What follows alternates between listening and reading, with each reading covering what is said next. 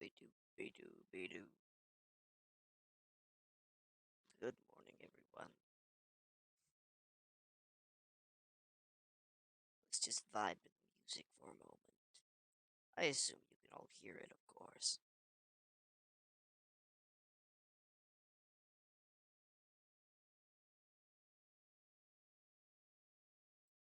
Yeah, that's good stuff.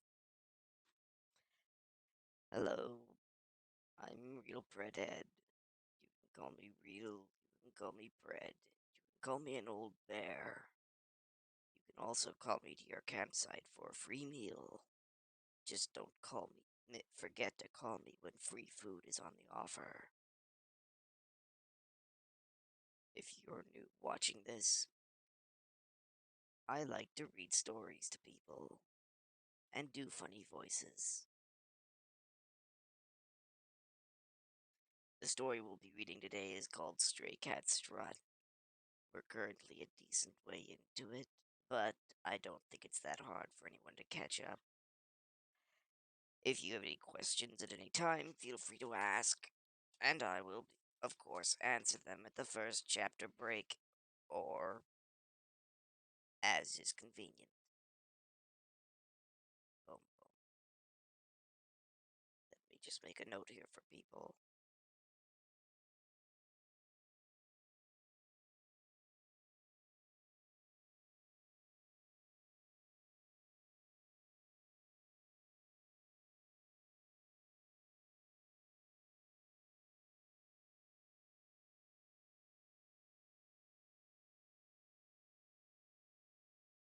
In chapter C breaks. There we go. Now everyone knows what I'm about. As a basic rundown, Stray Cat Strut is the story of a young woman who was drafted into a group called the Vanguard, or locally known as Samurai. They are individuals who are offered the opportunity to buy alien technology and services from a point shop in order to combat a different alien threat and also uplift their race. Cat is an orphan who was inducted after she managed to kill a couple aliens protecting some of her fellow orphans. Now, last we saw, Cat was fighting on the roof of the building where she has became a samurai. She was up there so she could turn on the AA guns and allow her friends and Lucy and all the other civilians down on the 12th level to escape in the buses that they had co-opted for that purpose. The issue of this with this plan, of course, was that she would be trapped on the roof with no way off. She went up anyway to do it. Bum, bum, bum. What is this attached to that it keeps moving? I hope you like my tank. So she went up and she got the AA gun working through the simple expedient method of calling the person who installed it, Big Brother Longbow, whose familial relation I'm still unclear on, and then going up and getting the hover car that some idiot had parked there off of it.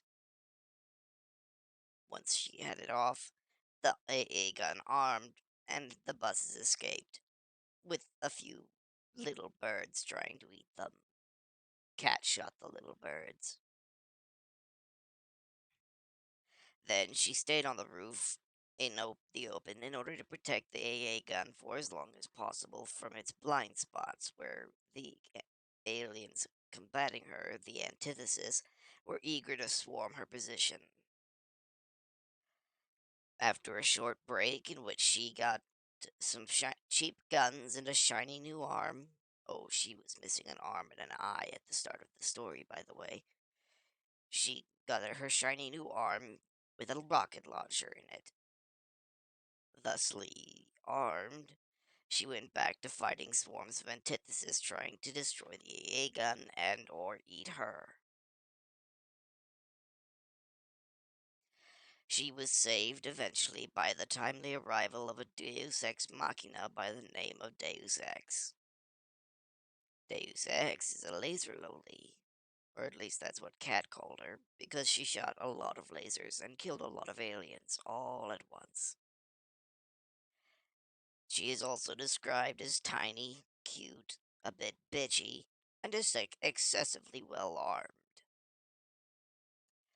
Deus Ex evacs Kat to a safe spot from the roof, where a military, I believe it was a PMC, has set up a cordon around the incursion zone. Then she left her to go fight more aliens, and told her to go fight more aliens. Because apparently incursions are a good opportunity to farm the points they need for the alien point store.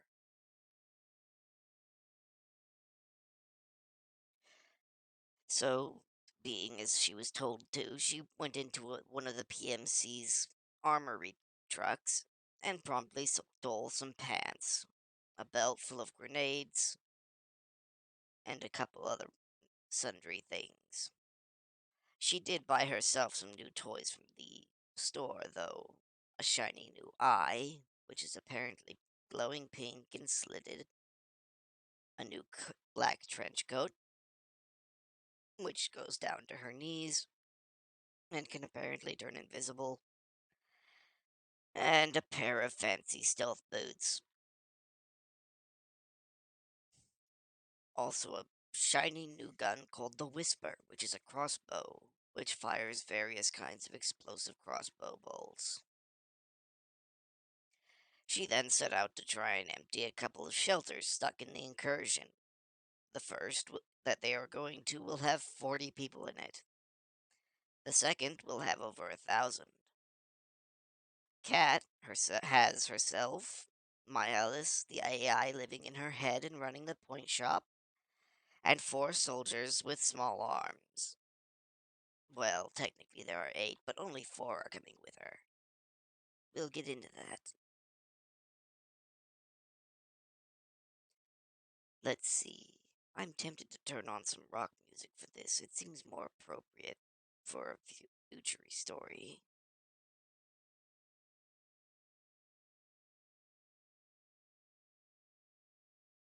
Nah, let's stick with this nice jazz. Do you like jazz? I hope everyone likes jazz. Do you like my new tank? Itsutai said I could have a tank, so I went and got one from the local National Guard armory. I'm sure they won't miss it. So let's begin with today's reading of Stray Cat Strut, Chapter 51, Along for the Fun. There was a strange surge of semi-religious action in early 2021. Most modern religions, from Christianity to the Islamic faith, couldn't handle the existence of extraterrestrial life, either life that was incredibly hostile and antithetical to human life, or the existence of multiple races so much more advanced than humanity that they seemed near deity like. The clergy scrambled to reason with their flock, and while they did so, new organizations and quasi religions rose to fill in the blank left by the larger religions. From paramilitary groups that built them up as cults to organizations that worshipped the godlike samurai. One of the final nails in the coffin of the great religions was the protectors declaring that there was no magic to be found, no supernatural that they had observed, and that every miracle and disaster could be broken down into repeatable phenomena. Excerpt from The Rise of the New American Way, 2030. It's very fortunate that they don't know about Bear God. Bear God is a great god. I'd vote for him. Let's keep going.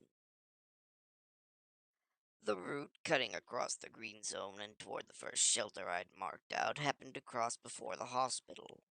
So, with a pang of my conscience, I had the driver pull up and stop before the large building.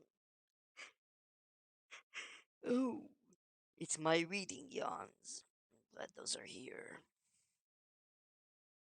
Like most modern structures in New Montreal, the ground floor wasn't actually designed to be at all that accessible to normal people. The real access, or accesses, were across the many sky bridges connecting to the blocky concrete building. There were ways into the hospital from the ground, of course. That's where most freight and supplies would come in.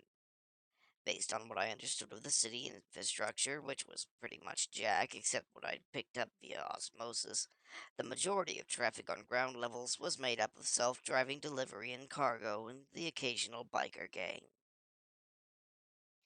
Foot traffic was reserved for the truly desperate, the dumb, and the vagrants. Cops wouldn't do anything for someone caught in a heap of shit on the ground, not unless there was some major incentive. It was one of the reasons why pretty young girls were told never to travel outside of a building. I figured the exception was when riding in a pair of armored cars with 8 or so heavily armed soldier types. Our driver pulled up to a pair of reinforced double doors just by the entrance and slowed to a stop. "We're here," she said in a sing-songy voice. I snorted and pushed my door open. She'd been kind enough to park just under one of the lower bridges, so the constant drizzle didn't immediately ruin my almost dried hair. Still, I pulled up the hood of my stealth coat just in case. And then the inside of my hood went transparent, because of course it did. Monroe ran around the back of the car and made some arcane gestures toward the others. Soon enough, there were 3 soldiers as well as Monroe with me, and each car had a guard as well as their driver keeping them safe. "Whenever you're ready," Monroe said. I tried not to feel self-conscious as I moved toward the heavy graffiti-covered doors. There was a plaque above them reading Patterson Research Hospital in bold stainless steel letters. I paused by the door, spotted a paint-covered doorbell screen to one side, then sighed. "They're expect Oh, sorry, these yawns are getting me." "They're expecting us, right?" I asked.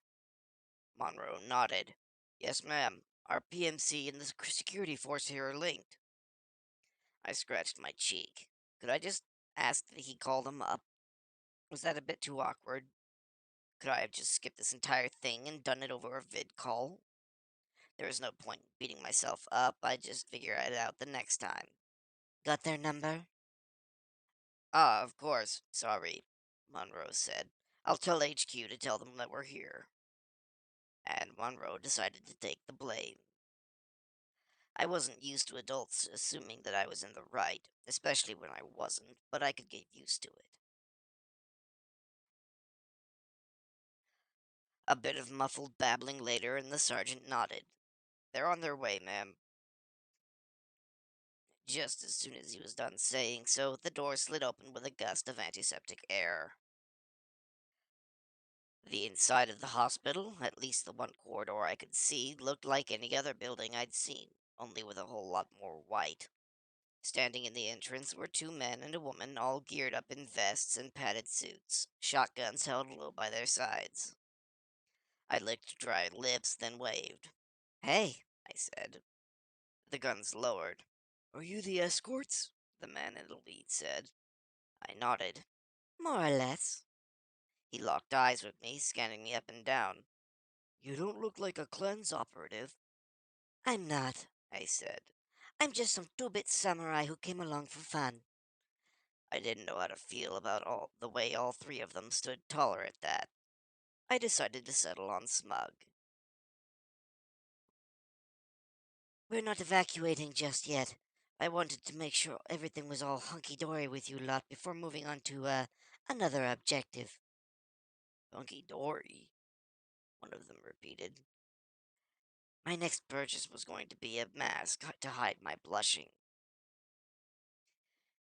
"We should be fine," the guy in the lead said. The patients that were easy to move have been evacuated already. The really critical ones were airlifted out.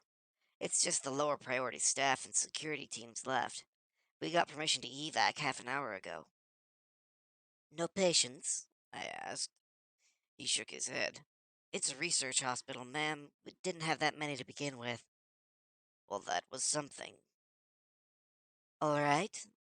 Hey, how many of you security folk are in here? And staff, too. We're a team of 27, he said. I nodded.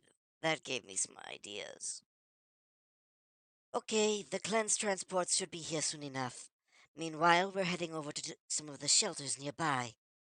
Try to get as many civvies out in one go as possible.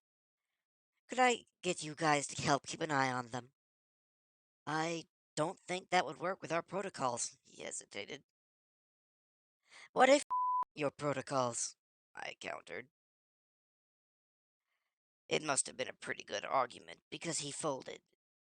We all just kind of stood there a bit, rain pattering off the walls and street, turning into little rivulets that carried discarded wrappers towards already clogged sewer openings. Well, that's that. We'll be back in a bit. Your diplomatic skills are enviable. I snorted as I reached the car, tore the door open, and hopped in.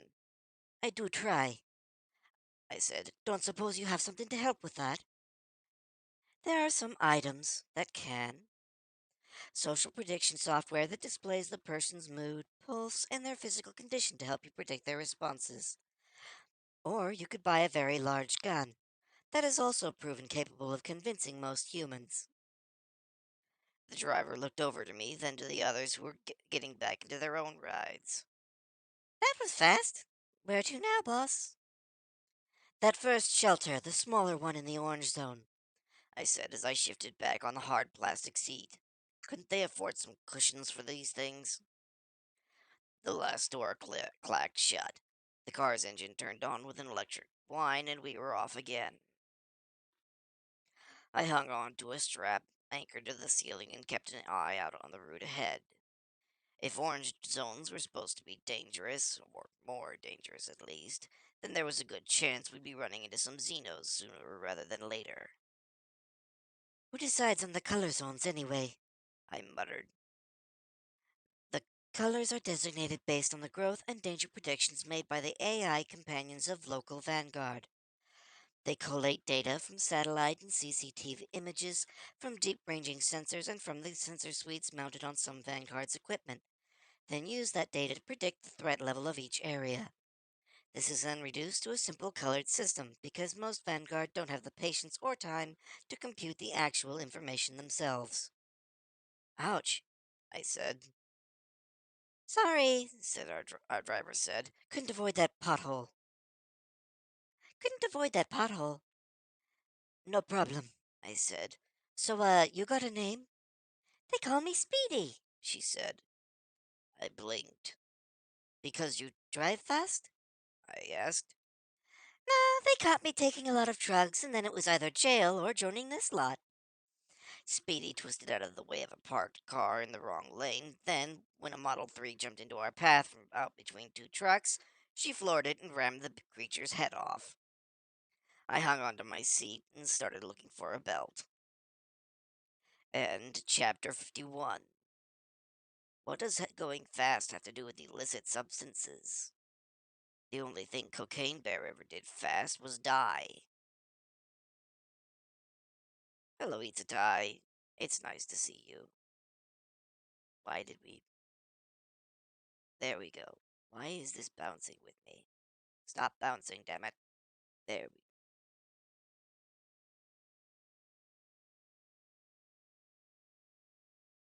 That's just odd. Itsutai, or rather, Tai, do you like my tank? You said I could have one, so I went down to the National Guard Armory and borrowed one. I don't think they'll miss it.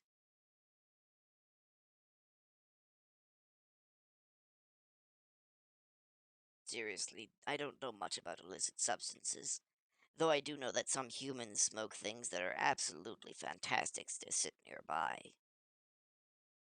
They all have Colorado plates for some reason. Thank you. I tried to pick one of the nicer tanks. Let's press on. Chapter 52. Down, down, down. The antithesis are rightly the stuff of many a nightmare. They are unreasonable, alien, and have an appetite for human flesh. They are the boogeyman made real, and they could be anywhere. Small hives have been found hundreds of miles away from incursion sites, sometimes weeks after the last hive in the region was declared eradicated. Those are models. There are models able to destroy entire city blocks all on their own. And yet, of all the models, there is none more terrifying than the Model 7. Excerpt from a lecture by Professor Sanderson, 2028. Speedy drove us to a stop before a tall, thin, high rise 3 blocks and a bit over from the hospital. The building, like its neighbors, was tall and sleek, covered in bright stainless and mirrored windows. It wasn't one of the short stack apartment blocks that filled half the city, or one of those blocky factories that spat out plumes of smoke from 3 dozen vents on the roof. This was one of the fancy sorts of buildings, where half the floors were corporate offices and the rest homes for the kind of people that couldn't live without a view. Without a view. Let me get a sip of water.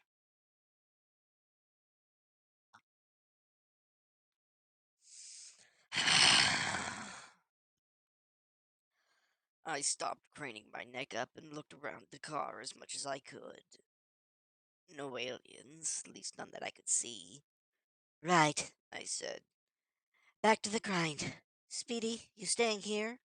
Sure thing, boss lady, Speedy said with a two-finger salute. 2 per vehicle, Monroe said. The rest of us are with you.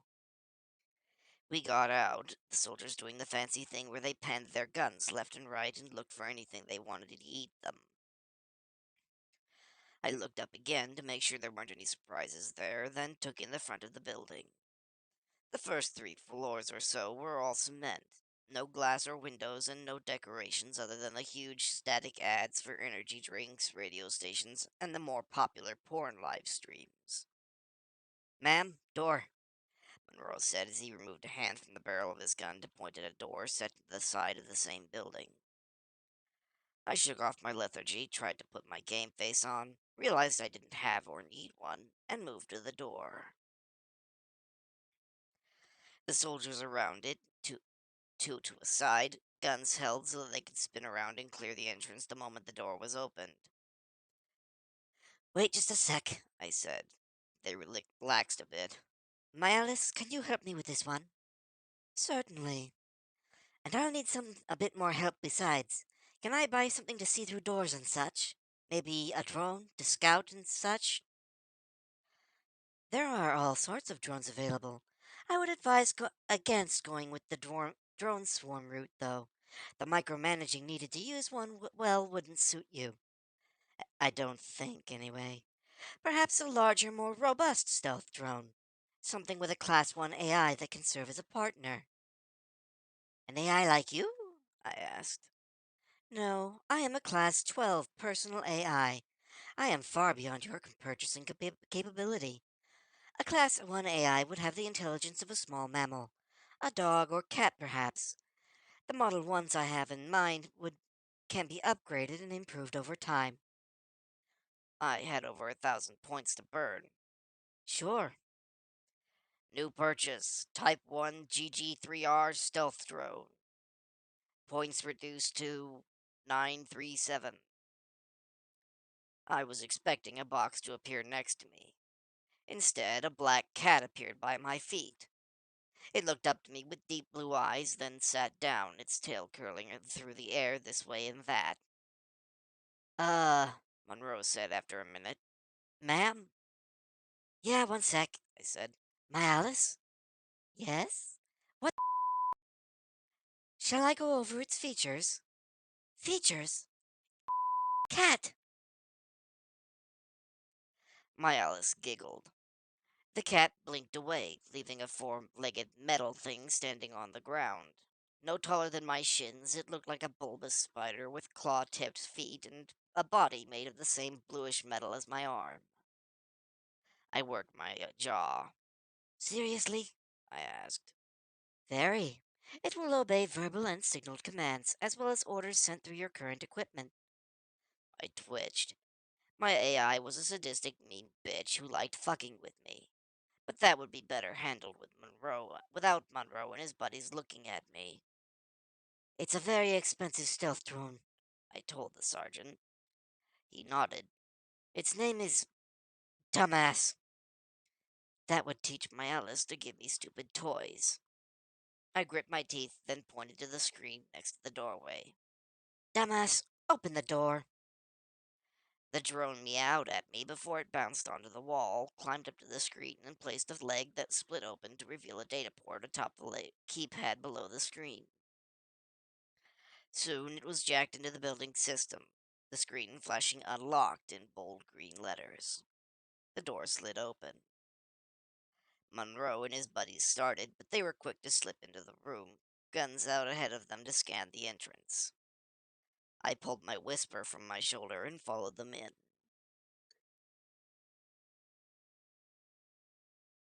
The drone, I noticed, clicked after us and skittered along the wall like some sort of demented mechanical monster.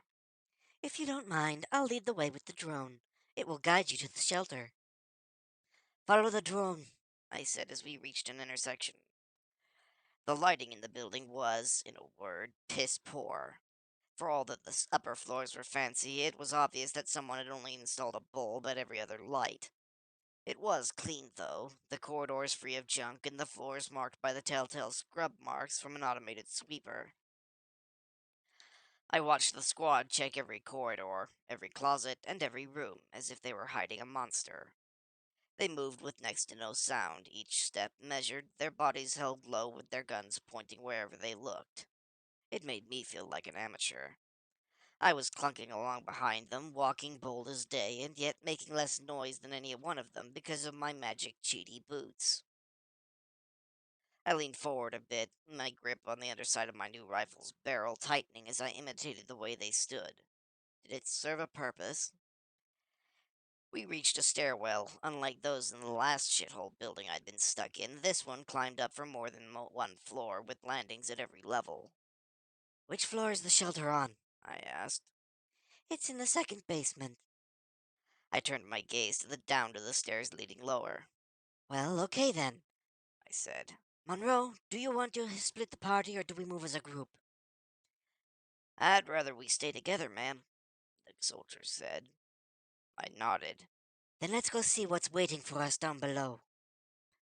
My new drone hopped down the steps one at a time with faint little clicks, only to pause as it reached the bottom. You might want to see this. Hold, I whispered. The soldiers stopped, guns coming to bear as they looked for a threat. Can I see? I'm linking the drone's feed to your eye gear. The HUD over my left eye filled with a new view of a stairwell, the same one we were on. I saw myself from below looking a bit awkward behind the four soldiers. The camera panned over to the steps leading down.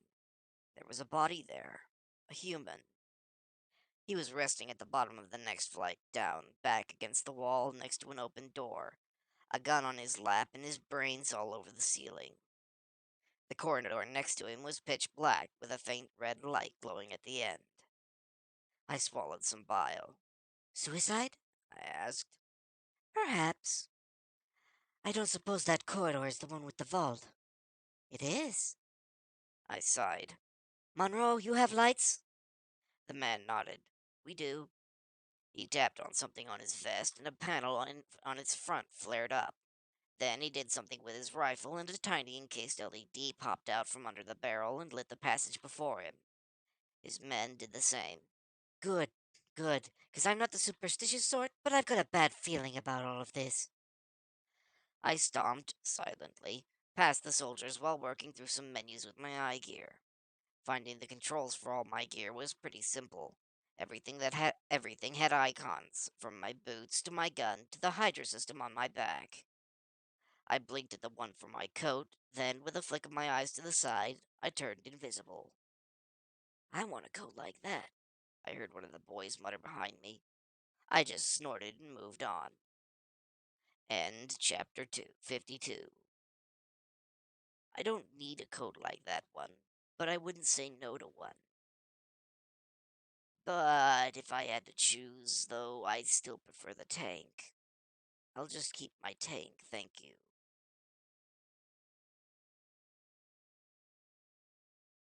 Chapter 53. Z Word. The survivors of the first mass incursion, most of them Americans living in Ohio, were lauded as heroes. Their accounts were big news, their stories shared by millions.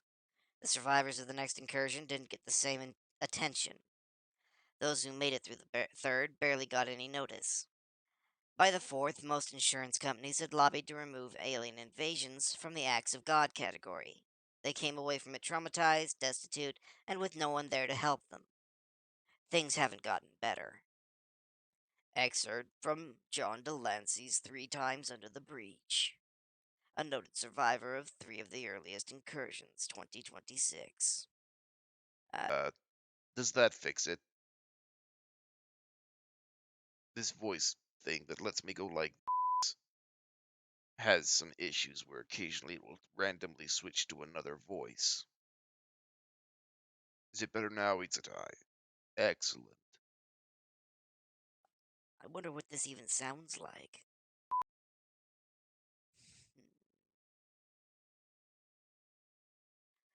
I'd never been keen on horror games.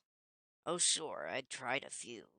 The orphanage had a VR room for a few weeks at one point until someone broke in and stole the gear we'd been donated. It was old even when we got it, but it worked. Some of the more tech-savvy kids had pirated all sorts of shitty little games. They also got into a heap of shit for breaking DRMs, but that was beside the point. Point was, I played a few games, usually with Lucy nearby and clinging on to me whenever something popped out from around a corner screaming like a banshee.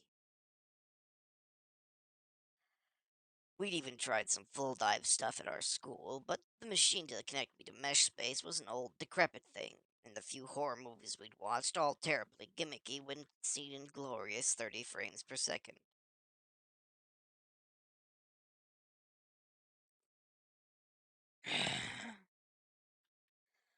Crawling through a rat's nest of maintenance corridors, following a set of red lights that were guiding us deeper and deeper in towards a shelter that we couldn't see, was way higher on this creepy scale. Monroe and his boys turned this way and that, lighting up sections of the corridor in flashes that passed as soon as they turned. You guys seem nervous, I said. I think, ma'am, that's because we are, Monroe returned with a whisper. I swung my crossbow around towards some movement, only to realize it was a moth being stupid next to one of the lights. I think I'm going to file a complaint to whomever took out half the damned lights, I said. I'll help you with that, Monroe agreed. My drone skittered ahead to the edge of the next corridor, then tipped forwards just enough to see around the corner. A moment later, a tiny box in the corner of my vision showed me yet another drab gray corridor. Only this one, at last, had a door. Shelter's ahead, I murmured. Got it, Monroe said. We'll fan out by the entrance. Can you negotiate? I might not have to, I said as I frowned. The vault door was open. It was one of those real vaults, with a door that was a foot-thick chunk of steel with enough hydraulic doodads to let it move in and out of its place. Probably not enough to stop one of the bigger Xenos, but more than enough for any of those I'd encountered so far. It wouldn't stop anything if it left open, though. Light was pouring out of the shelter and onto the pipe-covered wall opposite. I paused by the corner and listened as hard as I could. No voices, but the swishing of clothes rubbing together and the occasional cough and mutter. Were they just being quiet? Maybe the door failed. But if that was the case, why did they leave the lights on? Damas, I muttered. Go check. The drone bobbed up and down in what I assumed was a yes, ma'am, before darting ahead. Halfway to the door, the drone went invisible. Worth every point, that one. With a twitch of my eye, the drone's vision grew larger across one of my eyes, and I took in a perfect ground level view of the approaching shelter. It reached the door and skittered to the front of it, its little body turning to face the entrance. I swallowed. The people we were here to save were all present, 60 or so bodies all sitting on the ground or laying down and sometimes swaying. They were clumped together as one big group, their eyes staring vacantly, some with drool leaking out of their mouths. There was blood across the ground, and the crushed bodies of some smaller aliens that I didn't recognize right away. They were smaller than the Model 1s, more worms with little legs than anything I could match to a normal animal. What? I whispered. The drone panned to the side, revealing a trio of security guards who were still armed. All three had their heads blown off, and judging by the way they were positioned, they'd done the deed themselves. My Alice, I hissed. Model 7s, one of the stranger kinds of antithesis. Also, arguably, the least threatening to a samurai. They can burrow it into a human's body and sprout roots that take over their nervous system. It can take hours for a perfect connection to be established. Mostly, they'll walk these bodies back to the nearest hive for consumption, but they have been used as ambush troops before. The psychological aspects are probably not understood by the antithesis, but they are nonetheless effective. Oh, Jesus. Jesus, I said. I'd heard of them, of course. There was a nostalgic return of zombie flicks when I was small. They'd been really unpopular with people who knew what a Model 7 was. I didn't know the grisly details, though. The humans are most likely dead already. Soon the Model 7s within them will begin to modify their base biology. Some will be turned into breeders for more Model 7s, and others will not be modified to fulfill various tasks. What do you mean by most likely dead? I asked. You mean they still might be alive? No one had ever covered that part for me before. Ma'am? Monroe asked. Model 7s, I said. The soldiers all tensed for just a moment before spinning around. They looked up and down, searching every nook and cranny around us as if it would start spewing worm-shaped body horror nightmares. Ma'am, do you have 7 pills? I blinked at the question. Model 7 proofing pills are a nanite pill that prevents Model 7s from being able to suborn a human's nervous system. They cost 1 point for a pack of 10. You might not need one, though. It wouldn't hurt to take one anyway. Your companions aren't offered the same protection. Hurry it up then, I said. New purchase, Model 7 proofing pill. Points reduced to 936. The pills came in a little wrapper thing, just like bubblegum, only with off-green tablets instead of something chewable.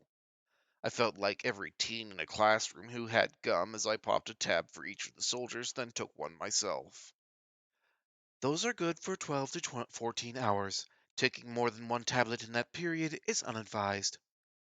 The people in there? I asked. Miles actually took a moment to reply.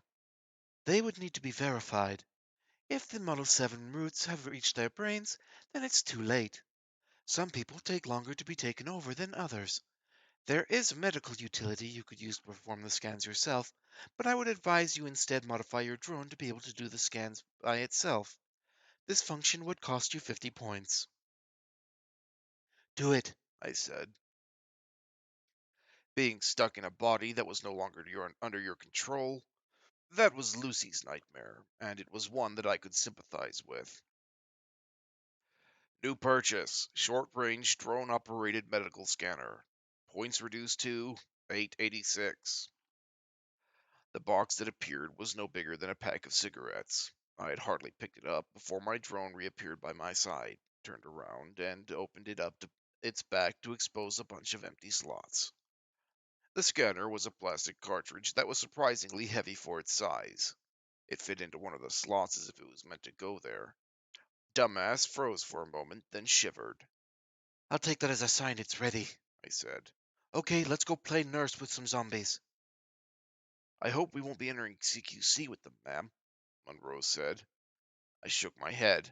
Nah, dumbass here can now tell us which is a zombie and A zombie which is still a person. We're saving those we can. It's why we came. Yes, ma'am. We entered the room to be greeted by a few heads soundlessly jerking our way. It eclipsed the poorly lit corridors on the creepy scale. Dumbass, start with the nearest, I said. Some of the zombies started to climb to their feet. And you guys stay down, I warned. If they are that mobile, it's too late for them. One of them made it to their feet and lurched in our direction. Movements jerky at first, but smoothing out a few steps later. Their jaws opened wide, too wide, revealing a mouth full of white worms, pushing up from the gums between two human teeth swaying like grass in a breeze. I closed my eyes. Sometimes I hated how callous I was. Other times it was the only thing keeping me sane. Whisper came up. A faint sound like someone exhaling burst out from the crossbow rifle. One of the zombies collapsed to the ground, then it exploded, sending bits of human and white vine-like tendrils all over the room. The worst part, after I dug under a bit of office worker, was the silence from the explosion. Then the air filled with "Oh, the dead guy," and I considered what the worst part were. I reconsidered what the worst part was. "Oh, I'm going to be sick," I muttered, and then I was. End chapter 53. Don't shoot anything with an explosive you're not prepared to eat.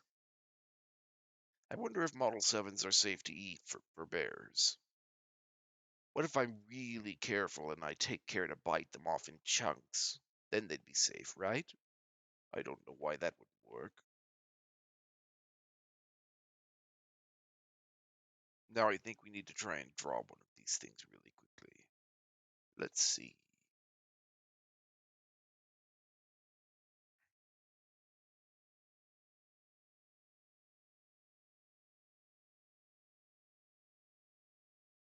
We'll just erase this.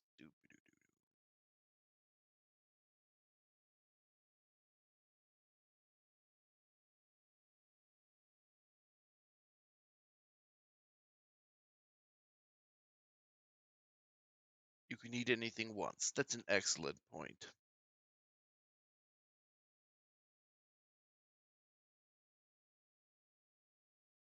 I think this green marker's a little tougher than I thought it would be.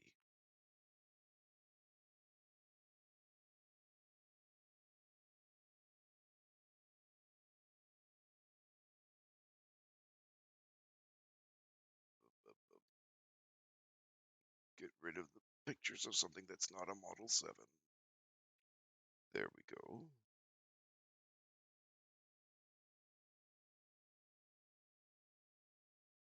Let's see. Model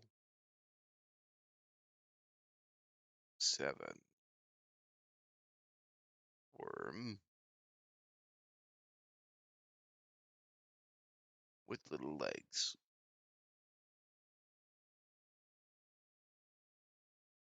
You know, I've seen bugs like these before. They're a little bit bitey. I suppose we can also draw a person.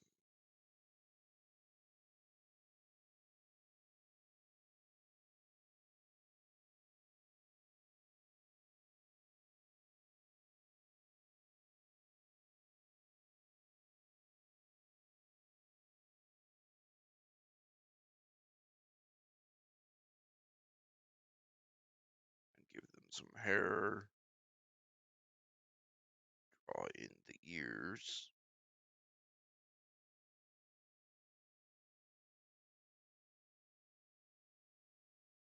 Write in victim. How does that look, Atai?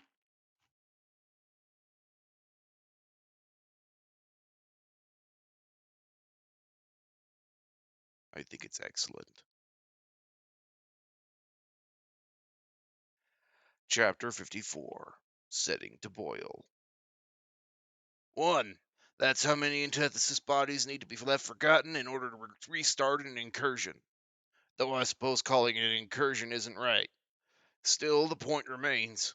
One body left in some closet with enough mass still stuck to it, and you have all the ingredients for a second wave of aliens.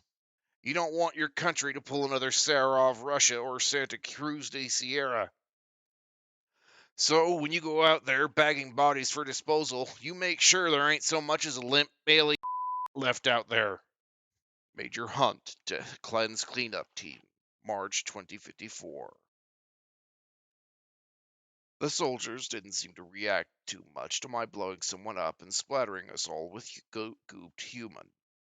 I don't know if that was up to their training or if they were just tough as, or if they were reacting, but their helmeted heads just hid it from view. In the end, it didn't matter. I set Whisper next to the wall by the entrance and had Dumbass scout one of the bathrooms to make sure it was zombie free. After cleaning off my face, I returned to find two of the soldiers dragging some very dead bodies off to one side. They riddled them with holes while I was gone, and I hadn't heard more than a few pops. Are you feeling better? I nodded. Yeah, I am. I lied. Hey, can I have one of those juice boxes? Need to clear my mouth. New purchase. NutriPack. Points reduced to 890.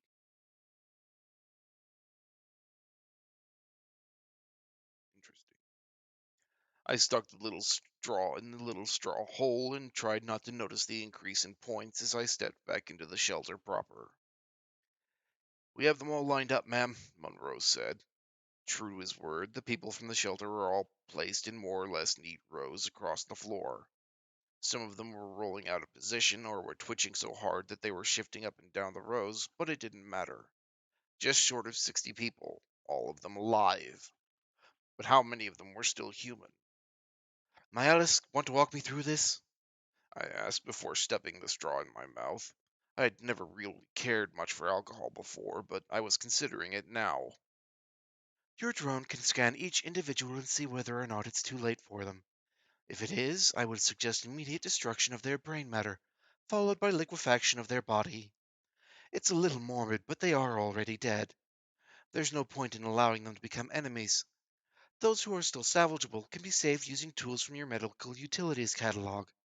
The price will vary based on severity. Right, I said. Monroe, Dumbass will show you those that can be saved. The rest, I swallowed. Go for the brain. We'll take care of the bodies later. I left the soldiers to their grisly work, picked up my whisper, and stomped out of the shelter. I pretended not to hear the negative-sounding beeps from Dumbass, followed by dull pops. Instead, I looked around the corridor, hugging my crossbow close to my chest. I was expecting a bit more heroics and less this, I said. The work of a vanguard is sometimes rather grisly. I'm sorry.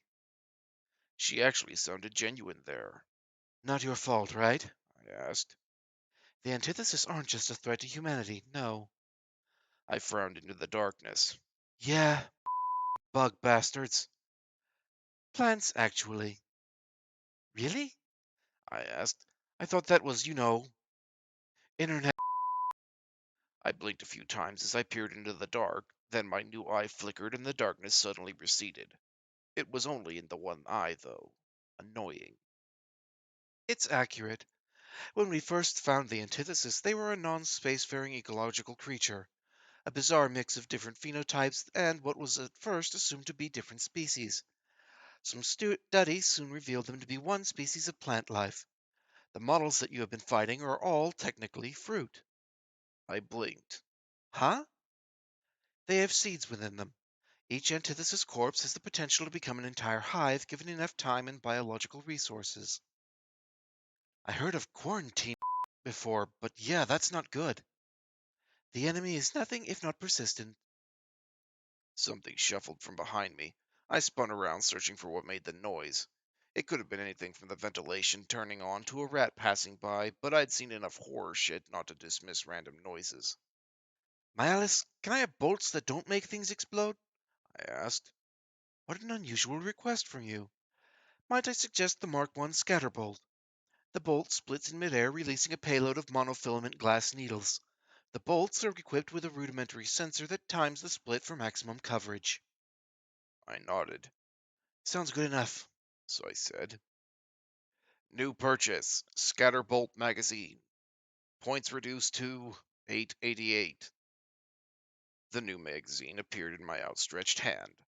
I shoved it in my pocket as I fiddled with the release on my whisper. Once that was off, I slid the new magazine in place and pulled the bolt back to remove the concussion bolt left in the chamber.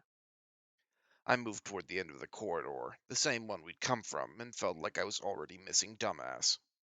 Need more drones, I muttered. Noted. I reached the corner, then swept around, crossbow pointing first one way, then the other. And there was a whole lot of nothing to aim at, just a bunch of pipes and shadows cast by red warning lights. I licked my lips. Alice, my Hydra guns, please. Deploying. I felt my coat shift a bit, and then my back-mounted guns poked through the magnetically attached flap over my shoulders and began to scan my surroundings. Ma'am? I jumped about 6 feet in the air and spun around to face Monroe, who had his arms up in surrender. We're done, ma'am. I sighed. Can't you be a bit noisier? I asked. Being quiet tends to keep you alive in places like this, ma'am, he said.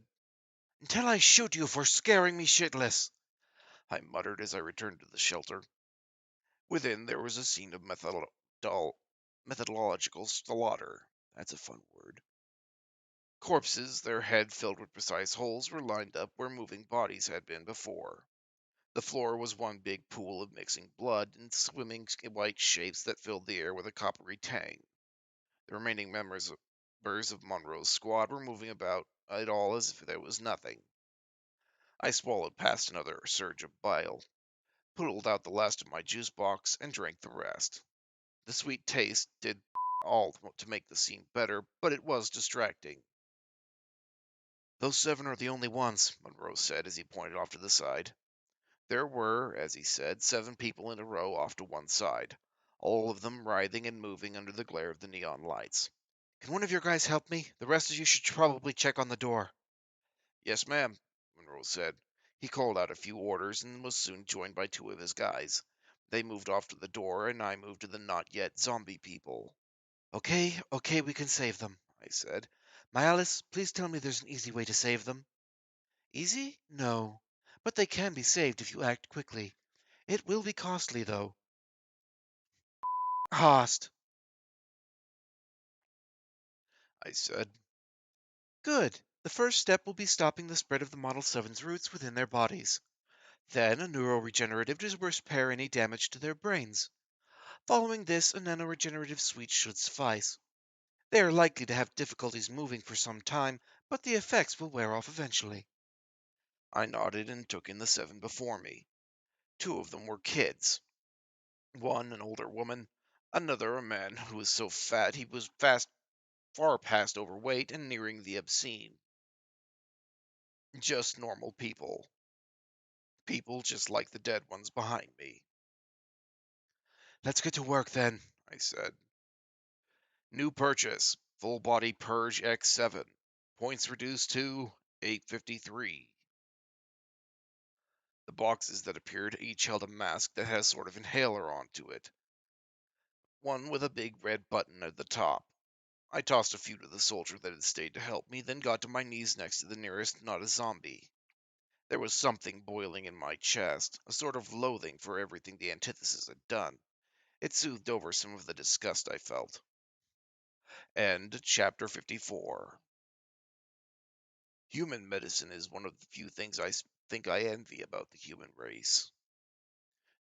Granted, I know a couple plants you can eat in the woods to make you feel better if you're sick, but it'd save a lot of time if I didn't have to go rescue Charlie every time he runs to the rangers to get a thorn out of his paw. Chapter 55. Low Expectations. Don't with samurai.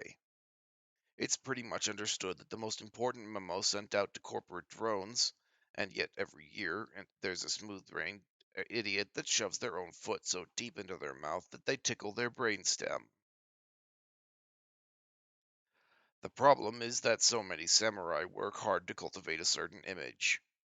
They're nice or silly or fun. They do charity streams, volunteer for things, and donate money in their own name to help the community. Idiots will think that they're soft-hearted.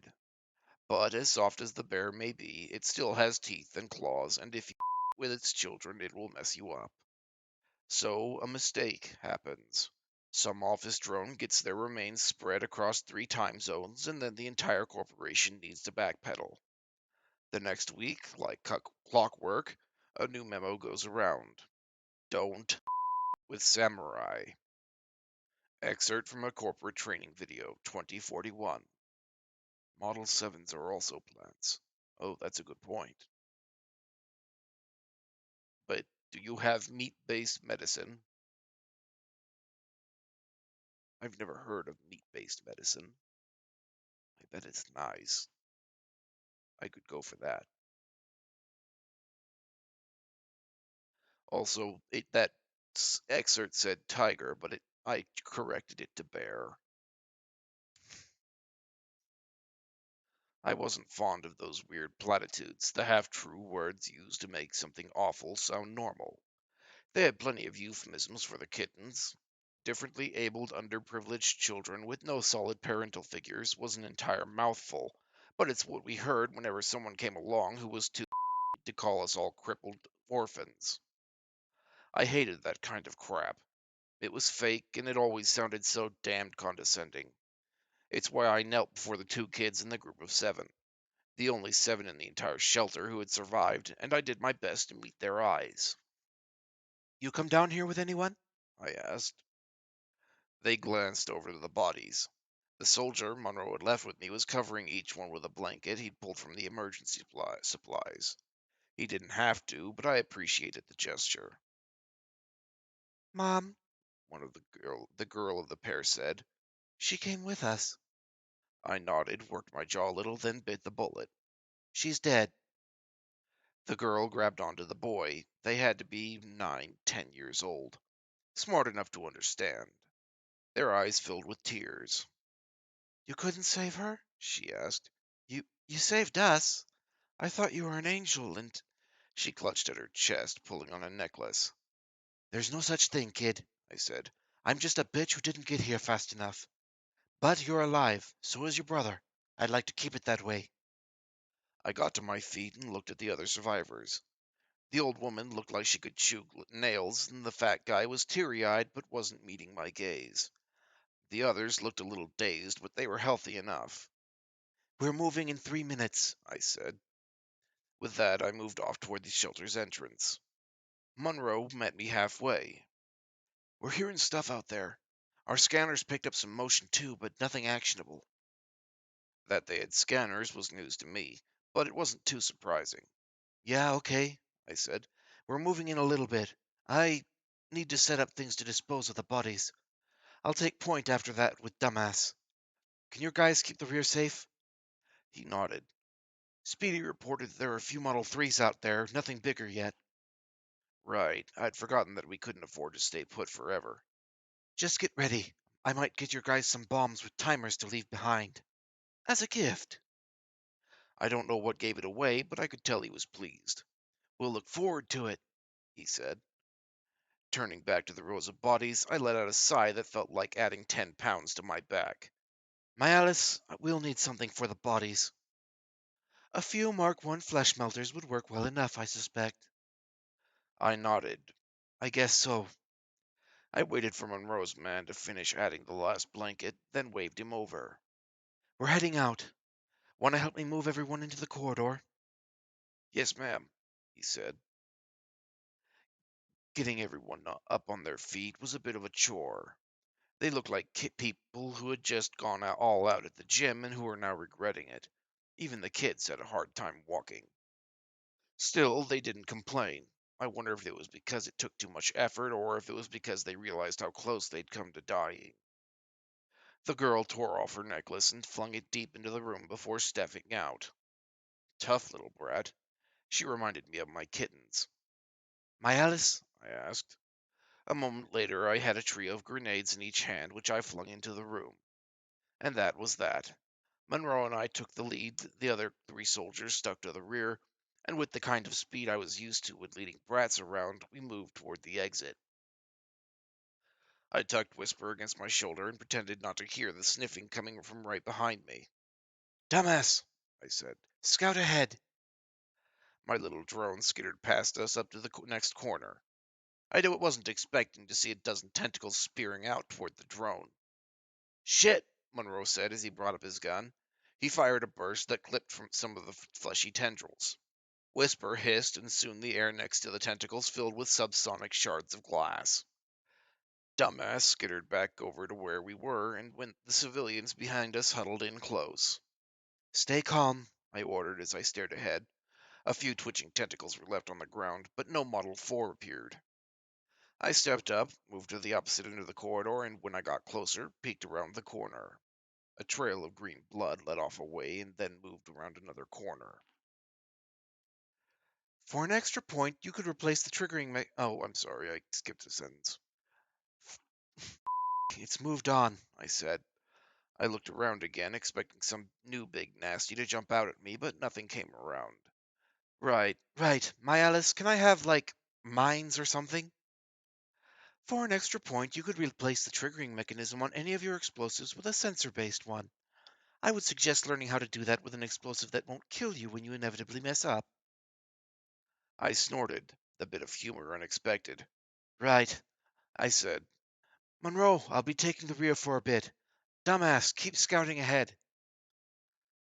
I bought a resonator grenade while the two soldiers and civvies moved past, then started eyeing the sensor thing on top of it. There were two settings. One had a small icon of a broken line, the other an open eye. In the middle, there was a sort of lens.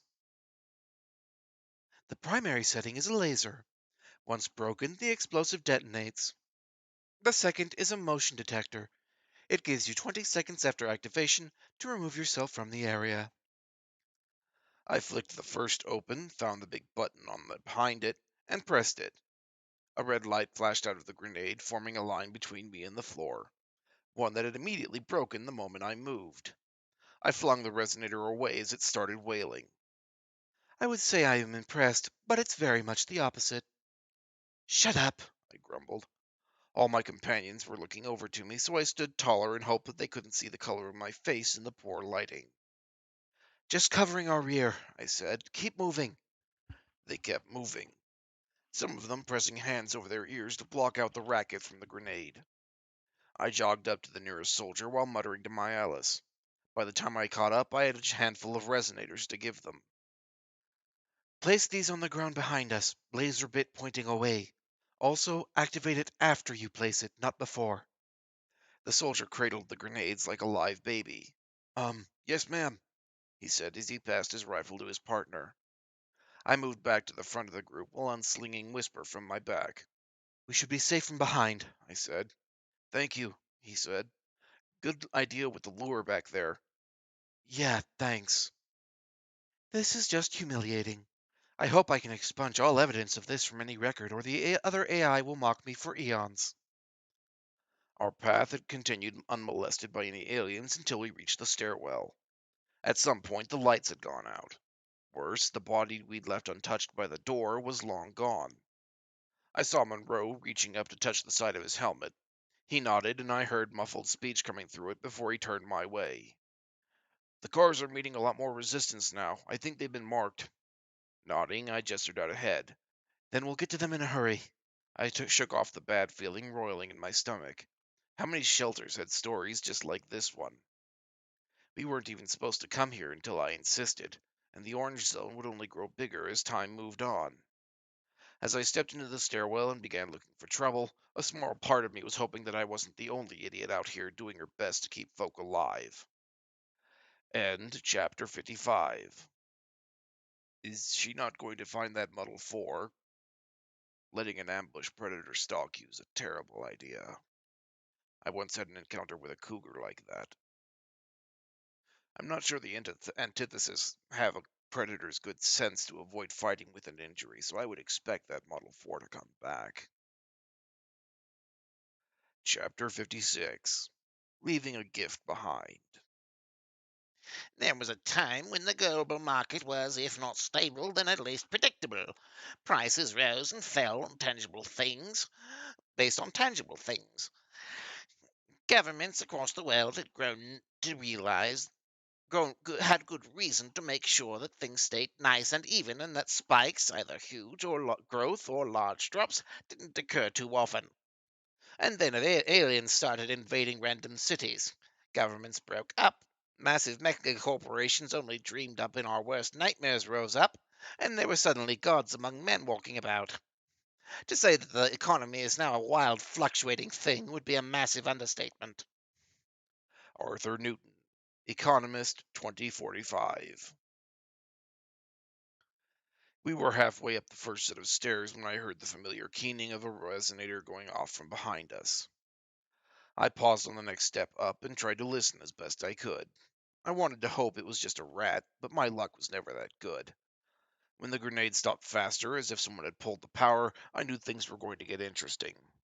Faster, I said. No one saw fit to complain. By the time we had reached the first floor, I heard two more resonators going off below us. Ma'am, the soldier at the very back said, there's only the one on the stairs left. I nodded and refocused on the path ahead. My Alice, I need something that will make the route behind us impassable. Got anything like that? I have a few things that could collapse the building, but I think you're looking for a more temporary solution. There's the Mark I heavy smoke grenade. To blind them? I asked. That could work. It acts more like an aerosolized acid that is heavy enough that it tends to stay more or less in one place in the air. And before you ask, no, this isn't the sort of acid that will melt anything following you. It will ruin their lungs if they have them, and will injure most models quite substantially. Good enough, I said. Give me a pair. New purchase. Heavy gas grenade Mark I, 2 units. Points reduced to 453. 453? How much did she spend on medical utilities to save 7 people? She had like 800 points.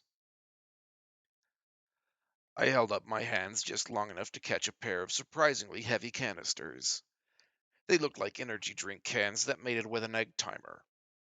I shoved both in my jacket pockets and ran up the last few steps. Monroe, can you keep everyone up here safe?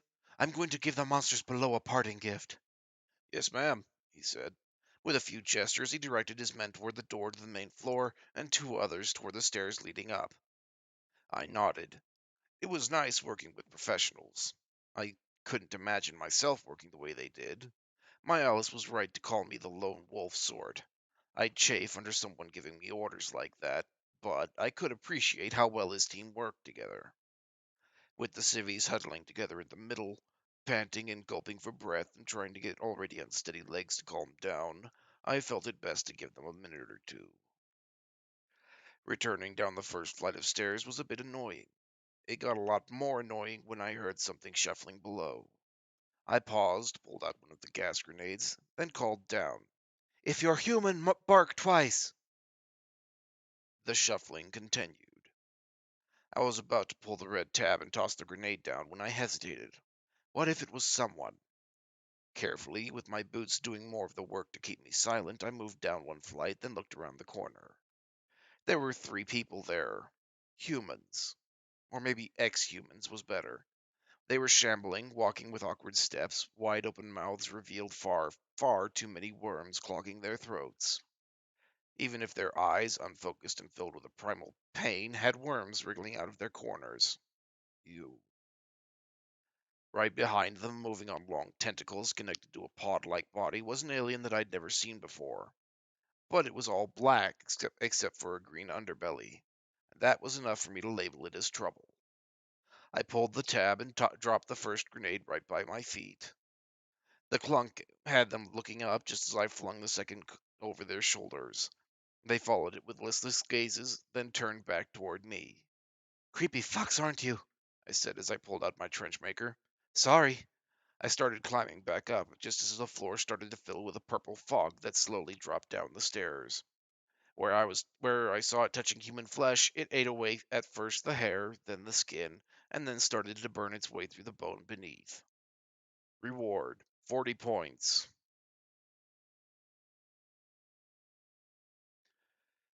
If anything came up those stairs, it would need a new pair of shoes when they reached the top. Are you okay, ma'am?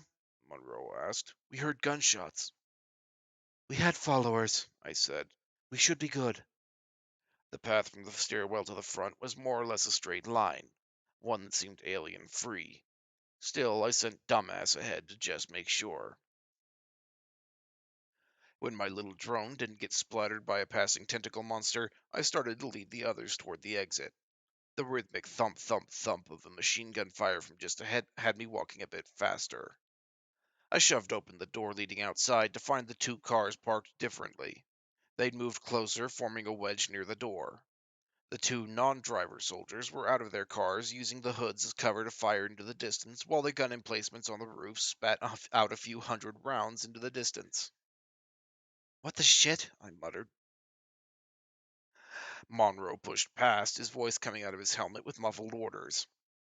The soldiers that were with us were quick to form up by the cars and set their guns to take aim at anything coming our way. I turned to the civvies and pulled them closer to the middle. "Down! Down! On your knees! Quick, we don't need you getting smacked by a stray round," I said. Once I made sure the door was shut behind me, I turned around fully and tried to take in more than just what was happening right around us. There were aliens, a whole load of them, poking out from around the nearest intersections and sometimes sprinting all out toward our position. Not too many at a time, but enough that the bodies were piling up. "The main thrust of the incursion is coming closer. These are the advanced scouts. Within the hour, this street will be like the one below the building where we first met." That meant we'd soon be drowning in aliens. "We need to get out of here," I said. Monroe turned my way. "We don't have enough room for everyone," he said. It was the lack of emotion in the statement that made it so damn chilling. And he was right. There weren't enough seats in the cars, even if people were sitting in each other's laps and we tossed everything out. I worked my jaw as I tried to think of something. I could maybe buy a car? I doubted it. A trailer? Then I saw all the trucks just parked in the road, some of them still idling in place. A few were old enough that they still had cabins for drivers. "My Alice, you got that cyber warfare shit running?" "Of course. Do you have a no doubt brilliant idea?" "Check the trucks around here. Can you see what they're loaded with? We need one that's easy to empty and that we can use as a transport." "That is actually not a dumb idea. Checking and done. The red vehicle to your left is loaded with 2 tons of one-ply brand recycled toilet paper. It should be easy enough to unload." I eyed the rather old-looking red truck, one of those models from way back in the 2030s when trucks still had drivers. "That'll do," I said. It looked sturdy enough, but what mattered was that it could move. "Monroe, we're doing a grand theft truck. I'll need you a couple of your guys to move it." He looked at me and then at the truck I was pointing to. "We're not trained to drive a truck like that," he said. "I am," Speedy said. "When if you take over the turrets, I'll go with the kid." She got a thumbs up and, not wasting one more minute, started toward the truck. I had to jog to catch up. "This is a bit of a crazy plan," I said. I couldn't see Speedy's face, but I knew she was grinning. "That's probably why I like it. Plus, I've always wanted to drive one of these." The odds we were going to make it out seemed simply spectacular. Chapter 56 End. I like Speedy. She's helpful. Not sure I would trade a gun turret for a box truck in her position. Not during an alien invasion. But I have a tank. I love having a tank. Tank, tank, tank, tank. Tank, tank, tank, tank, tank, tank, tank, tank, tank, tank. Tank, tank, tank, tank, tank, tank, tank, tank, tank.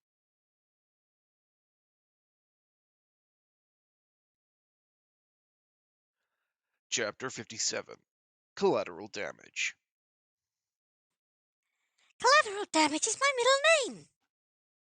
Tracy Collateral Damage Weiss, Tier 3 Samurai, defending herself in court after excessive property damages caused during the Lancashire incursion. The truck might have been a bit of a clunker, but it was in good enough shape. I could spot patches of paint over rusted bits and could tell that a few of the exterior parts had been replaced. Growing up as I had, it was easy to tell when something was old but well maintained. My Alice had picked out something that wasn't terrible. I shouldered Whisper and pulled out ahead of Speedy. The woman's only weapon was a handgun, and she was holding it out ahead of her. I had to keep her safe until we could get moving. We came around the front of the truck and stopped. There were Model 3s rushing around, an entire pack of them. Their clawed feet clicked across the pavement. Speedy was quick to snap a shot at the nearest. Not to be outdone, I fired at the next in line and watched as the bolt I'd fired split apart and crashed into Model 3 I'd aimed at. Seeing the aliens get shredded was satisfying, but there were a lot more behind it. Fire! I called out. My lance jets started spitting out thin rows of missiles that pelted the nearest aliens. I joined in, firing until my whisper clipped empty. By the time that happened, I was out of Xenos to target. A look towards the far end of the street showed a couple of them coming around the corner. Not just Model 3s. Ooh, apologies. I spotted a few of those worms and some Model 4s in the lot, too. The tide was rolling over towards our position. Get in the truck, I said. Speedy nodded, a spent magazine falling behind her as she rushed to the driver's side and I hopped up to the door. It's locked! My Alice, I asked as I slotted the concussion bolts back into Whisper. Unlocking the truck now, and I'm deactivating all of its safety systems for good measure. Speedy was in the truck a moment later, its engine revving to life. The window rolled down. Where to? Get closer to the others, I said. Empty the back and load the civilians in. Yes, ma'am. The truck backed up a bit, then turned to head closer to the others. That was one thing done. It only left a whole bunch of aliens to deal with. Miles, how are we on ammo? I asked as I moved away from the others. I crossed under a spot where there were no bridges above and let the rain splatter across my hood. You could use a few more magazines for your shoulder-mounted weapons. Your handguns are fine except for one partially used magazine in your trench maker. You are not carrying any additional ammunition for your Whisper. I said as I reached a poorly parked truck. It had large protrusions on its side over its wheels. Placing Whisper there, I crouched a bit, made sure my jacket's invisibility was working, then ordered some ammo from my Alice. It took a bit to restock everything, but it was better to do it now than in the heat of battle. Okay, I said. Time to kill things. I pulled up Whisper and aimed down its sights. My tactical visor did not point to where the gun was aiming, but it felt cooler to shoot it properly. The Model 3 in the lead was only 100 meters off by then, and it was coming in fast. Whisper hissed and a bolt plunged into the alien's chest. A moment later, it exploded, the burst nearly silent if it wasn't for the clatter of alien bits smacking the road. I aimed at the next, another Model 3, and fired. Then the next. The ammo counter in the corner of my vision slid down to nothing, and I swore. It had taken out a dozen or so aliens, some of them blasted apart even if I hit the bastard next to them. That still left a lot of them. Looking past the front of the horde, I could make out Model 6s coming around. My Alice, I need something with more bang. How much bang? Clear the road bang? I asked. Then perhaps I can offer a unique solution. I'm listening, I said. My shoulder-mounted gun spat a few rounds, taking out the Model 3s leading the pack. I can offer you some highly compressed canisters of... My records show you that you failed nearly every chemistry class you've been in. Never mind. Suffice it to say that they are canisters of a gas that burns very well. Best of all, the byproduct produced by the burning in the chemical is a liquid that adheres to most surfaces and is highly flammable in contact with oxygen. So it burns, then burns more. Exactly. Shoot. 10 points disappeared into the void, and that was my Alice, and I had a new magazine to slot into Whisper. I fired the surprisingly heavy bolts toward the largest group of aliens, and was disappointed when they barely hurt the monsters rushing my way. I could hear a faint hiss coming from the cans, but that was it. The last bolt is a reactant. You might want to find some cover. I kept firing into the horde until my ammo counter was down to 1. Then I dipped behind the truck I was using as cover and fired the last bolt. That had been a mistake. A burst of fire washed over me. I felt my skin drying up and the air was blown out of my lungs. If it weren't for my hearing protection, I was sure my eardrums would have burst. Damn near every window in the street exploded, raining glass down in sheets. Then the air returned with a heavy great gasp and a second wave of heat, far hotter than the first, but also not as heavy, rushed out from behind me. I coughed a few times and stumbled away from the truck. When I turned around and looked over the street, it was to find it covered in foot-tall flames, bits of aliens burning up all over. A few of the Model 6s at the back had survived the initial burst and were wriggling around on fire. The bit of rain coming down into the smoke barely did anything to stop the fires. I looked over to the others to make sure they were safe, and was happy to see that they'd been more spooked than anything. Most of the glass had missed them, and while the stack of toilet paper they'd been throwing out of the truck was on fire, they all seemed okay. I was the only idiot that had been standing out in the blast radius when my little bomb lit up. Trying to speak had me coughing more than anything. "Water!" I croaked. A NeutraPack appeared in my hand, and I slung Whisper over my shoulder so that I could poke it with a straw and drink. Once I was done and the pack was left behind, I coughed a few more times to clear my throat. "That was dangerous," I said. "Fuel air explosions usually are, yes." I jogged over to the others. "We need to get going," I said. "They might have heard that." "I don't doubt it, ma'am," Monroe said. His soldiers were helping the old lady into the back of the truck. They'd kept some of the paper rolls inside as padding on the floors and walls, probably a good idea. When the last of them were in, the soldiers rammed the doors shut and rushed over to their cars. "One ahead, one behind," Monroe called out. "Ma'am, if you'd come with me." I nodded and moved with him over to Speedy's now vacant car. Monroe jumped into the driver's seat and I hopped in the other side. A moment before I closed the door, Dumbass jumped in and tried to poke holes into my thigh with its little legs. "Almost forgot you," I said as I placed the drone on the floor. The sergeant floored it. We shot ahead out of Speedy's truck just as she started to take off. Where's our next objective, ma'am?" he asked. I raised a finger in a one-moment gesture. "Miles, can you put the next shelter on his GPS?" "Certainly." "That's still in the orange zone," Monroe said. "That's 1,000 people. Or maybe 1,000 zombies. Either way, it's something we need to take care of." He nodded slowly. "We'll need to steal more trucks," he said.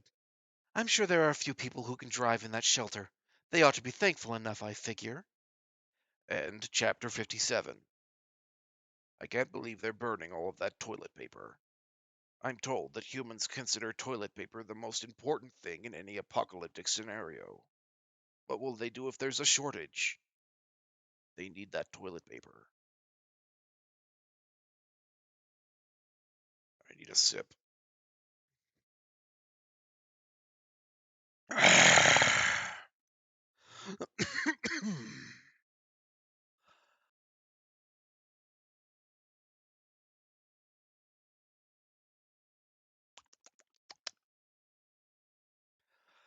Chapter 58. Hot Stuff. You want the best? There's nothing humanity can make that the protectors can't make. There's nothing that humanity can make that the protectors can't make. But better? Cars? They've got. They fly. Books? They have electronic books, which are written on the spot by an AI. You want renewable energy? Spaceflight? Secure electronics? It's humbling, and it's an opportunity. I'm just happy that I'll get to see some real-life cat girls before I die. Melon Usk, 2028. Clever. Monroe's driving was nothing like Speedy's. For one thing, he didn't wait until the last second to move out of the way of every obstacle in our path. For another, he wasn't driving with the pedal stuck to the floor. "Miles, can you tell me about this next shelter?" I asked. "Certainly. There are public records available for this one. It was created by the Blue Shade and Tennyson Foundation for Canada. The main shelter was funded by a samurai, though it doesn't seem to have any non-human components in its construction. It is technically a municipal shelter, though the Foundation oversees supplying it." I nodded. "Cool. What about its location and such?" "It's built over 2 floors, one on ground level, the other beneath. There is a building above it, a tenement house also run by the Foundation. The shelter has a standard capacity of 1,000, but can hold twice that many for a short duration. With standing room, it can hold 4,000 average humans for no more than 6 hours. 6 hours? I asked. Monroe glanced my way. To him, the conversation had to sound entirely disjointed. The shelter has limited supplies of breathable air, and its recycling system can only do so much before the carbon dioxide levels in the shelter begin to reach dangerous levels. Some people would die from what is essentially asphyxiation. After a sufficient number have died, the system would most likely catch up. Well, that's pretty fucking nightmarish. Oops. Well, that's pretty nightmarish, I said. Better than turning into a zombie, though. The main entrance is the least fortified part of the shelter. It opens into a kill box with fixed gun emplacements designed to hold out against a decent number of antithesis of lower ranks. There are other passive systems in place, such as floor-to-ceiling bars that prevent larger models from entering the shelter. I nodded. Got it. That sounded simple enough. If the shelter was meant to be used properly, then it probably had an easy way to exit, too.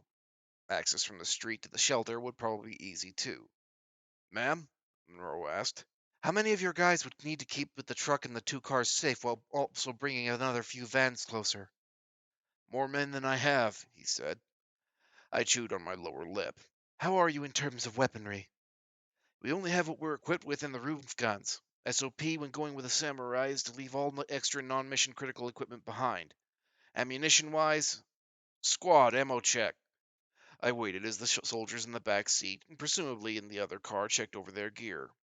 We're down to about 1 magazine each, not counting what we've got loaded. I pinched my nose. I presume that's not a lot. It's not, no.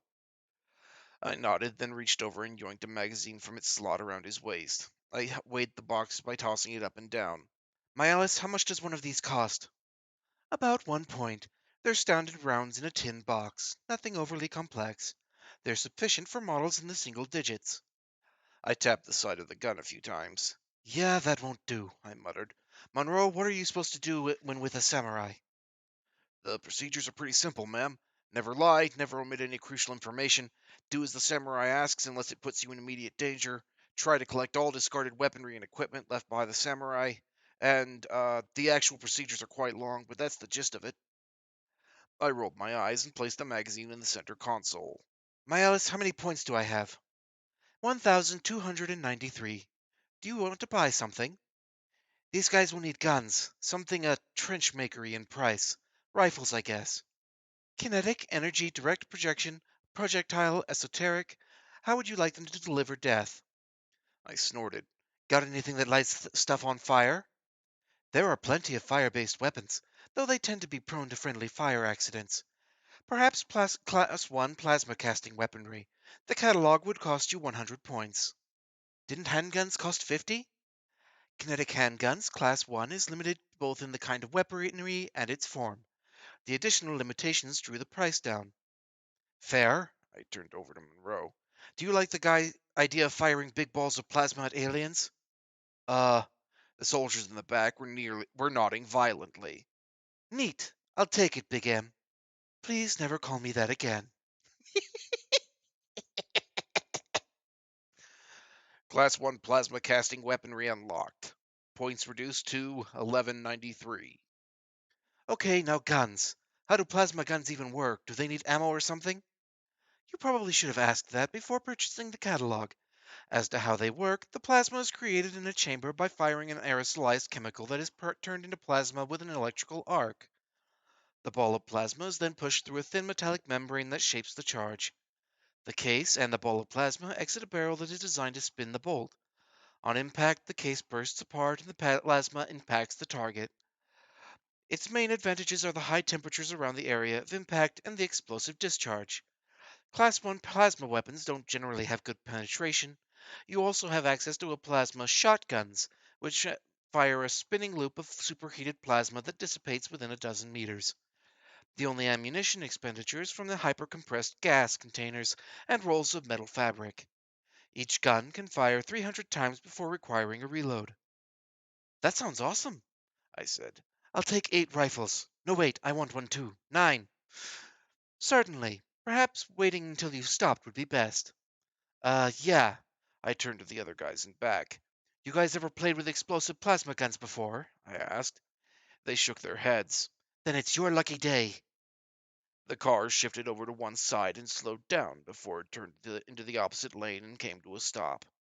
The truck behind us squealed as it braked, and the other car pulled around it to park itself behind some cover provided by two normal cars that had smashed together. Monroe didn't have to tell me that we'd arrived. I jumped out of the car and took in the area. We were in the area with the 2 rows of tenement buildings. Porches sprouted out of the walls and grew to the top of the 30-odd floors of the buildings. The area was so shit that the billboards were unanimated. There was even a ground-level parking garage for ground-bound cars across the street. Spotting the shelter was easy. There were big signs above the entrance extolling the virtues of the corp that had shelled it out. They were missing most of their letters, and the missing paint had left it legible enough. No aliens around. Not yet. We'd only moved a few kilometers from the last shelter, and at the speed Model 3s moved, I guesstimated 5 minutes. "My Alice, the guns," I said. "New purchase." "New purchase. Mark 1 shooting star. 9 units. Points reduced to 1013. A neat 3x3 stack appeared by my feet. The boxes were shorter than I thought. Popping the topmost open revealed a boxy gun with a short stock, a square frame around its barrel filled with what looked like liquid cooling pipes, and a grip near the front. The top had a square holographic scope on it. I picked it up and spun around to point at a car some 100 meters away. There was a safety right next to the handle that I flicked off. The trigger was a bit stiff, but the moment I squeezed it, the gun barked 3 times. A little counter next to the scope dipped down 3 times. A trio of explosions kicked up dust around the car I'd aimed at. When it cleared, there was a fist-sized hole in its side. "1 out of 3. That gun barely has any recoil, and you have a full targeting suite. Your lack of aim is impressive." I turned to Monroe and kept my face stoic. "Careful, they have no recoil, so don't compensate for it." "Yes, ma'am," he said. "I can't decide whether to be disappointed or impressed." "Always impressed, my Alice," I said as I allowed a grin to grace my features. "Now let's go convince 1,000 or so people that I have their best interests at heart." Joy. End chapter 58. I'm not sure what to say about this chapter. A lot of talking about buying guns, I suppose. At least she made back those points that she blew on saving those civilians. So I guess they weren't wasted after all. Chapter 59. Looking like a big damn hero. There are samurai who choose not to fight. It's crazy. They're the protectors of humanity. How else are you going to get your face on cereal boxes and your logo on panties unless you're out there kicking alien ass? But no, there are these assholes who have the power of gods that just want to chill out in some nation of Florida beach house, or who want to pretend to be normal people as if we're not depending on them. Internet commentator, July 2058. Unlike the last shelter, this one was obviously built to be accessed by as many people as possible in as short a time as possible. The entrance was behind a pair of large double doors that led into a sort of concourse. It reminded me a bit of the entrance into a subway, only without any of the stairs and a lot more trash heaped against the corners. I need a sip of water.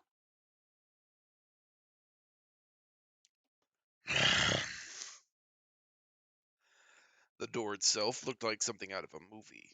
Huge, with rivet heads the size of my fist set in a square frame split down the middle. I guessed that they were meant to slide open. There was a panel off to one side. I figured that was how the door was meant to be opened, but I didn't want to try that yet. "Think you can knock for me?" I asked. "I am literally inside your head. Any knocking I do would be quite interesting for your cranium." I rolled my eyes. "I mean, there's got to be a way to ping the people inside to tell them to open up, right?" I looked around, but other than some tipped-over trash cans and waist-high barriers casting long shadows, there wasn't anything alien around. Even the antithesis had better things to do than hang around in an empty area that glowed with flat neon light. "I can. For the record, what you are doing might not go over well with all the people in the shelter." "Why the hell not?" I asked. "Some humans have been noted to prefer more certain odds over those that they can't calculate, even if those odds might be worse. The chances of them surviving in the long term if they remain in the shelter are low at best, But coming out of there and traveling out of the area of the incursion has a higher initial risk of being fatal. Afterwards, once they've reached safety, that risk drops to nothing. That made an uncomfortable amount of sense. If it were me in there with the kittens, would I leave? The outside probably felt like some sort of nightmare to them. Got a solution to that? The issue is mostly psychological. There are ways to address it. Overriding people's fear is probably the easiest. Unfortunately, that would require a lot of, for lack of better terms, presence. If you had an army at your back, they would listen. Or if you had overwhelming technology like Deus Ex at your beck and call, then they would be assured that you can take care of them despite the increased danger. I scratched at the side of my nose. That kind of meshed with some of my own experiences. Getting the kittens to do anything was impossible for some people. They could sense when some of the volunteers were pushovers, and yet they'd snap to it if Lucy asked or if I threatened them with an ass kicking. There were some others who got the brats to behave. One of the more common human caretakers was an ex-nun of some sort. The woman had a tongue that would make a drill sergeant look like a pansy. I didn't have the time or the tongue to care a thousand odd people into to scare 1,000 odd people into compliance. I did have the ability to buy shit though. Miles, is there a disguise catalog? One where you can buy stuff that's fake for less than it would cost to buy the real deal? There is. I don't think it has ever been used before. Most Vanguard are content to wait to buy a real version of whatever they need. I don't have the points for that. I want. Are there any guns and such that I can mount onto Dumbass, like big scary ones? Yes, from your current catalogs you have plasma and small kinetic arms. Right. I'll need 2 more Dumbasses. Can they have numbers on them or something? That won't even cost you more points. New purchase. Type 1 GG3R stealth drone. 2 units. Points reduced to 813. That stung a bit, but I now had 3 dumbasses around me. 2 of them had numbers stenciled onto the end of their legs, a large 2 and 3 under the word dumbass in cursive. My Alice was being cute again. Right, now that fake stuff. This is certainly a plan. I rolled my eyes as a new notification came up. Class 1 decoys unlocked. Points reduced to 763. Right, I said. I'll cut to the chase. I need some big guns for my 2 new dumbasses, and I need a fuck-off huge gun for myself.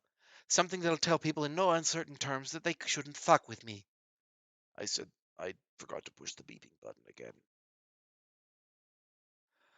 I can't decide whether I enjoy you being creative or if I dread it. No boxes, I assume. You wouldn't want proof of your duplicity laying around. I nodded. New purchase. Decoy Model 5 rotating antimatter cannon. Points reduced to 663.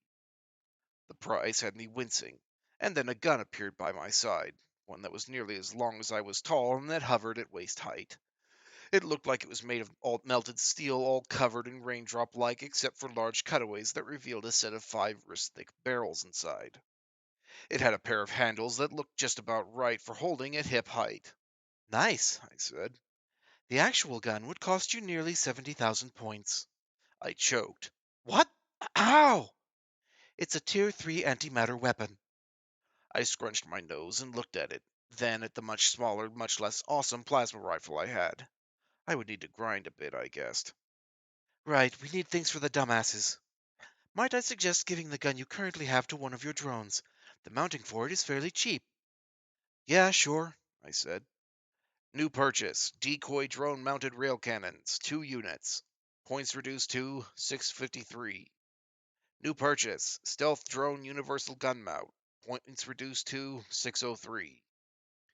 2 large, chunky gun things appeared. Dumbasses 1 and 2 skittered under them, then stood up. They still only reached my knees, but now they had giant, glowy barrel things mounted on their backs. The last unit was more like a saddle with a couple of arms on it. They looked like the drone's normal legs, but a bit more spindly. Dumbass, the first of its name, came up to my side and rubbed itself against my leg until I dipped down and placed the plasma rifle atop it. Little arms grabbed the gun and clicked in place around it. Dumbass shifted around, testing the new weight. Then it circled around me a few times while pointing the gun every which way. Yep, super intimidating. I said. It can probably still aim better than you. Ouch, I deadpanned, grabbing onto the antimatter cannon. The fake antimatter cannon. What is this thing hovering for? I asked. The original non-decoy model weighs in excess of 50 metric tons. Dimensional shunting is required to house parts of it. Uh-huh, I said. I wouldn't start to pretend that I knew how that worked. So let's get those doors open and greet all the nice people stuck in there. Do you want me to knock first? I can send a message to their gear to expect your arrival. What will you send? I asked suspiciously. She had fooled me twice already. Warning. Shelter door opening on command of Vanguard Stray Cat. Prepare for an orderly exit and evacuation to the nearest safe zone. Please remain calm. All non-essentials should be left behind. Do not open fire on the samurai or you will face obvious and lethal consequences. I read the box filling my vision, then nodded. That works. Sending, sent, and now opening. The door shifted just an inch with a noise that sounded like one of those recordings of the last glaciers cracking. Even with just an inch open, I could catch a whiff of a sweat and the unforgettable smell of too many bodies in one space. Time to put on a show, I said. End chapter 59. I like that warning message. Do not open fire on the samurai or you will face obvious and lethal consequences. I love it. The phrasing. Chapter 60. A unique combat doctrine. Samurai have a wide variety of fighting styles and doctrines, ranging from long-distance destruction of targets to close-up melee fighting. The styles are as varied as the samurai themselves, and their little AI partners seem to only encourage this diversity. It's exceptionally rare that two top-tier samurai will have combat abilities that are even remotely similar, and that makes them a nightmare to fight. You can train people to take down one samurai, but only that one. The next might be using gravity weapons instead of drone armies, or perhaps they focused on biological weaponry, or they fight in close quarters while also using alien predictive software to avoid being shot.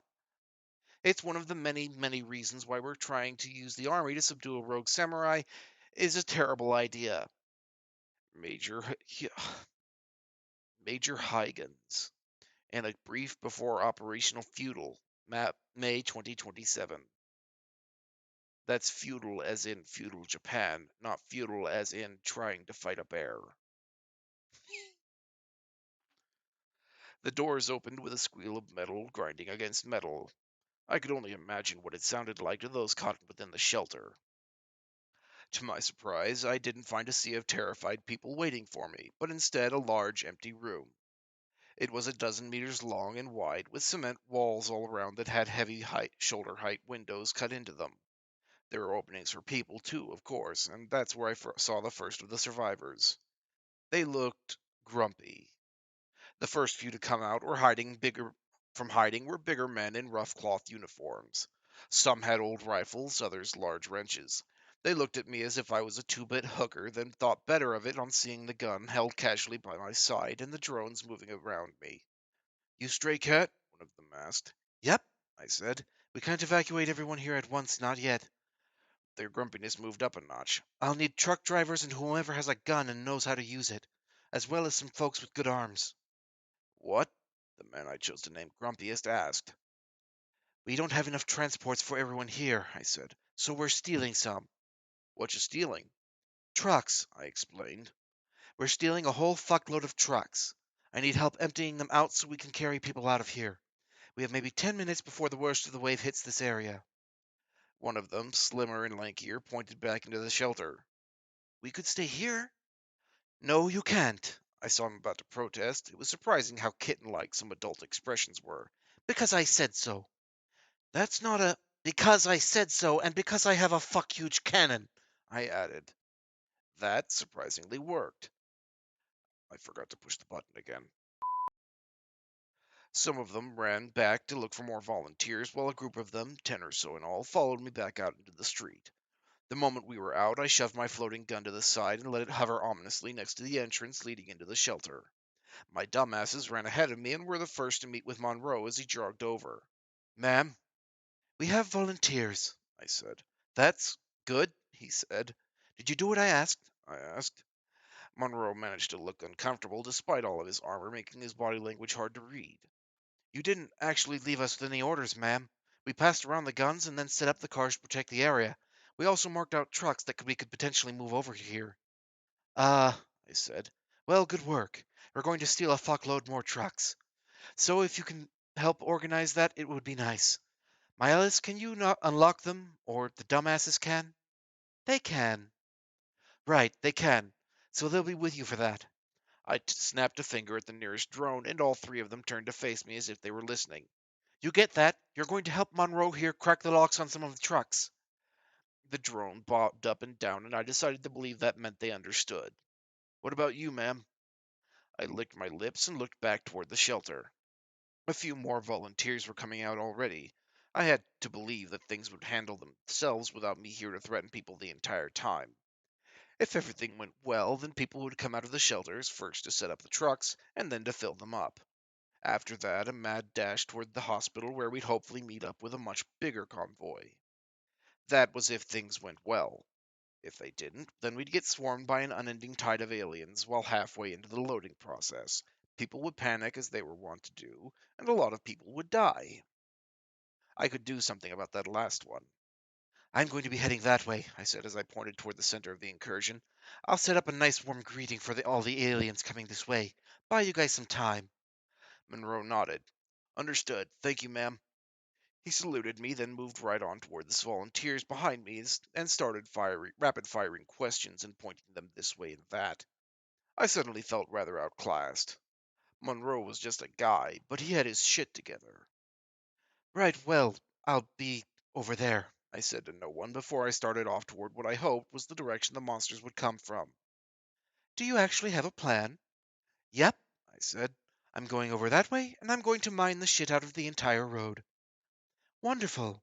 And once the antithesis set off every mine, then I'm going to have to start shooting them a lot, I guess. I see. Do try to remain inconspicuous. I grinned.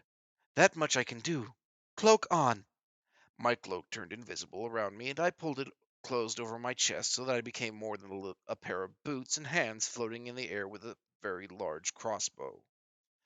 Screaming the command phrase to turn invisible is so counterproductive that I don't know where to begin chastising you for it. Oh, shush, I said. It's not like there's anyone around to hear it.